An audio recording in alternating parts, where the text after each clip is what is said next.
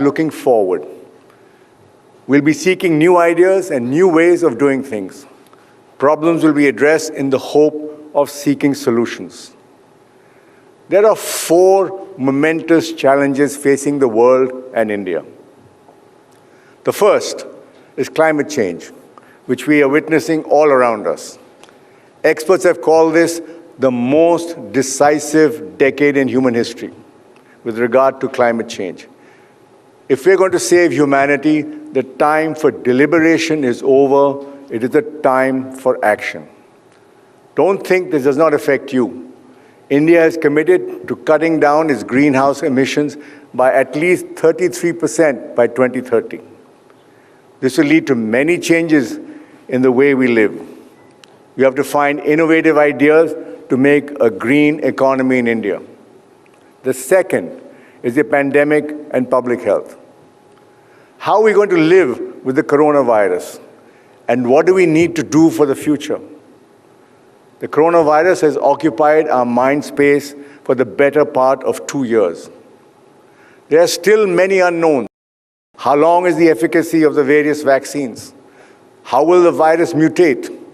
Is there such a thing as herd immunity? When will the pandemic end? And many more questions. We must work together to find answers and push for better and more robust healthcare. The third is the economy. The pandemic has put economies across the world into a tailspin. Every country is wondering what kind of recovery they will have. Economists are coming up with an alphabet soup of models: K-shaped recovery, V-shaped recovery, or U, or even Z. The Indian economy was declining for 6 quarters before the pandemic. And then came the shock of the pandemic. To control the spread of the virus, the country was forced to go into several lockdowns. The result was the worst contraction of the Indian economy seen in recent history. The world economy is in a churn too. Global supply chains have been disrupted. What measures will help the country emerge from this difficult economic period? What are the new opportunities for India in the changing world? What's happening with markets? And what is the world of cryptocurrency? I am personally pleased to see that privatization and asset monetization have become part of our political lexicon. They are no longer dirty words as they were in the past. This is a long overdue change. The fourth is the global power shifts. There's an aggressive China and a self-interested America, all in the shadow of the American withdrawal from Afghanistan and the rise of the Taliban.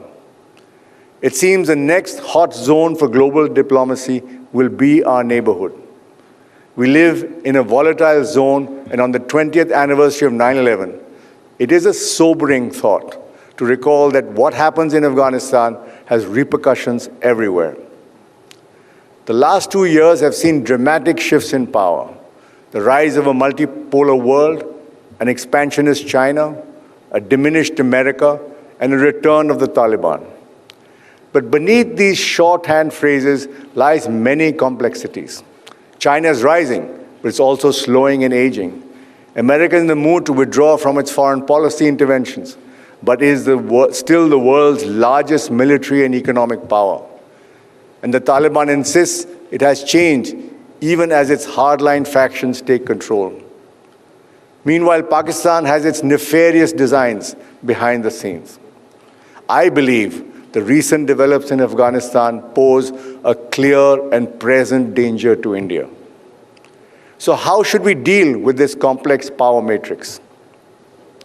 The Conclave program has been designed keeping these major themes in mind. And we have a brilliant spectrum of speakers on these subjects: Pulitzer Prize winner, generals, academics, doctors, athletes, actors, economists, businessmen, gamers, climate activists, entrepreneurs, politicians, and thought leaders from across the world who are passionate about building a brighter future. It is a jam-packed program, ladies and gentlemen, with 78 speakers. So be ready for a tsunami of ideas.